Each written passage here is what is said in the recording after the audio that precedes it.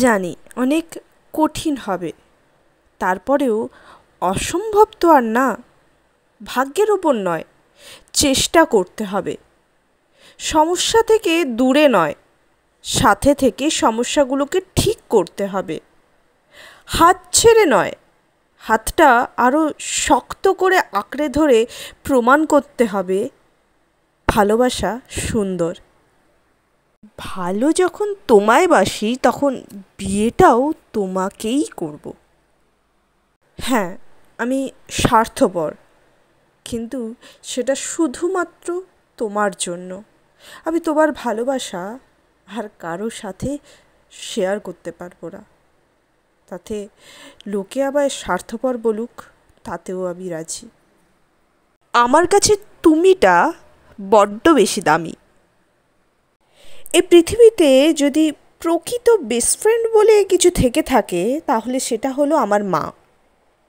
ওই যে একটা কথা আছে না, ভালোবাসা, স্নেহ, মমতা আর বেস্ট ফ্রেন্ড, এর আরেক নাম হলো মা।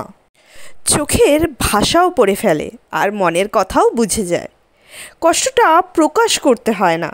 আসলেই আমার কাছে আমার মার মতো ভালো বন্ধু আর এই সমস্ত ব্যথার মেডিসিন অন্য কোথাও পাবো না। আমার হাত ধরার আগে 10বার ভেবে নিও, সারা জীবন সাথে থাকতে পারবে তো? কারণ আমিটা আমার কাছে বড্ড দামি। বুঝলে প্রিয়, তুমি নামক শূন্যস্থানটা কখনোই কোনো তুমিতে পরিপূর্ণ হবে না। একটা সময় পর আপনিও ঠিক বুঝতে পারবেন আপনার জন্য কেউ পাগল ছিল, লয়াল ছিল, অনেস্ট ছিল, কিন্তু আপনি তাকে দিনের পর দিন অবহেলা করে তাকে ছেড়ে দিয়ে গেছেন।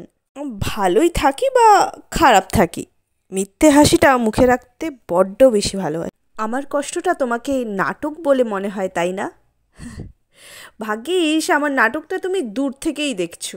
কাছে এসে দেখলে বুঝতে পারতে নাটকও কতটা কষ্ট হয়। যাকে তুমি যত বেশি চাইবে সে তোমাকে তত বেশি ইগনোর করবে। হ্যাঁ, এটাই বাস্তব।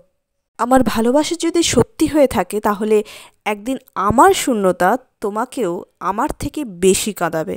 সে দোষ করে এমনভাবে বিদায় নিল যেন সব দোষ আমারই। আমিও ক্ষমা করে এমনভাবে দূরে সরে আসলাম যেন সব ভুল আমার।